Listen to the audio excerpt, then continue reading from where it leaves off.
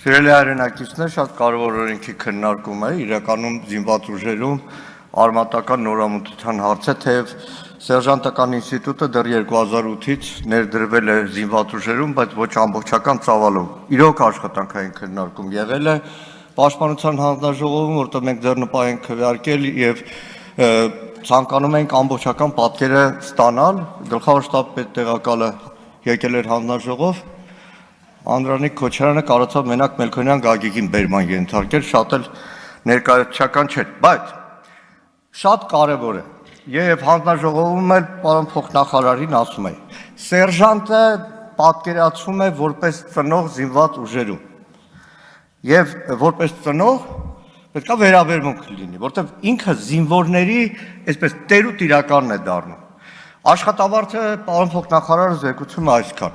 Հիմա եկեք պատկերացնենք, սերժանտին ասում են դու աշխատավարձը ստանում ես, բայց նաև եկա ատեստացիա հանձնես։ Մի հատ այդ քո ամբողջ 6 ամսվա ենթադրենք, կրթական փուլից հետո մի հատ էլ ստուգենք, դու իրոք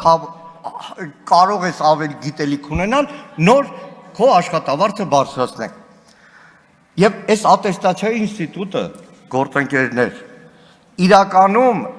կառավարությունը փորձում է ասել, այ ատեստացիա ենք մտցրել, այդպես չի, ատեստացիայով այսօր զինված ուժերում աշխատավարձի բարձրացում ստանում է, հիմնականում շտաբային, բարձրաստիճան, տարբեր հրամանատարական պաշտոններից զբաղեցնող զինվորականները։ Ես ձեզ մեկ օրինակ ասեմ, մարտական հենակետում ծառայություն իրականացնող 22 թվականի ռազմական գործողություններ իրականացրած տասնյակ կյանքեր փրկած դիպուկահարը ատեստացիայից կտրվել է, գիտեք ինչից, Շարայինից։ Նայեք, իրականում ահավոր է աշխատավարձը։ Մենք այսօր եկանք ազգային ժողով Խնդրում եմ ժամանակը ավելացրեք նաև խմբակցության համաձայնությամբ։ Իրար քննադատեցինք, կռիվ արեցինք, բան արեցինք, գնացինք, ամեն մեկը ստանում է մոտավորապես մի օրվա համար։ Այսօր մենք գնացինք, պետական բյուջեից մեզ փոխանցում են 22,000 դրամ, պատգամավորներ։ Ճանապարհը հիմա Մատենադարամություն Նիկոլ Փաշինյանն էլի գնալ կրթելու հետ կապված պարեկները բանը փակել են։ Պարեկները առանց ատեստացիա, որտեղ պարեկը համարում է դե արդեն 5 ամիս սովորել է, ինչ ատեստացիա պարեկին, թեկուզ ոչ բարձրագույն կրթությամբ, ստանում է 371,000 դրամ։ Այս պահին, որ մենք այստեղ նստած ենք, գործընկերներ, ազգային ժողովի պատգամավորներ, բյուջե քվեարկած պատգամավոր, մենք, որ այստեղ նստած ենք, Հայաստանի մարտական հենակետում, Անդրևինձյանը եւ այլն, կոնկրետ տեղ կարող եմ ասել, մարտական հերթապահություն իրականացնող պայմանագրային զինծառայողը գիտեք ինչքան է ստանում։ Մենք ստացել ենք 22,000 դրամ, պարեկը մոտավորապես ստացել է 11,000 դրամ մի օրվա համար։ Մարտական հերթապահություն իրականացնողը ստացել է 1,700 դրամ։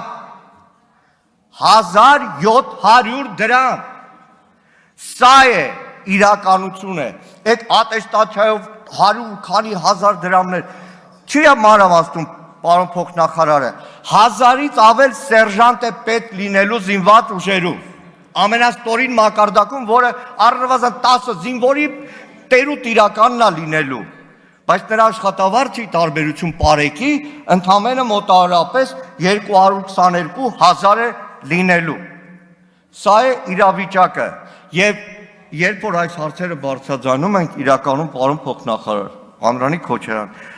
ահավոր արձագանքներ են, որովհետև իրական պատմությունը լրիվ ուրիշ է,